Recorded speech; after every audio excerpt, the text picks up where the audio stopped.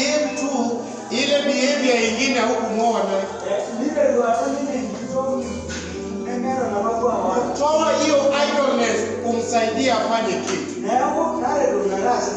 Kuna kazi mingi sana za CBC kama kwenda shule. Haleluya. Amen. Mimi nilioa wangu hakujua kupika, maana ni msichana mmoja, alilelewa kama mayai. Lakini kwa sababu ya upendo nilimpenda nayo, nikampeleka kwa college hospitality.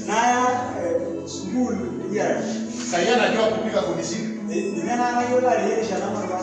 Hiyo udhaifu kidogo, eti vile mimi nilisoma hospitali nilijua kupika, ituletee magombano. Si nilipe pesa enda fundisha.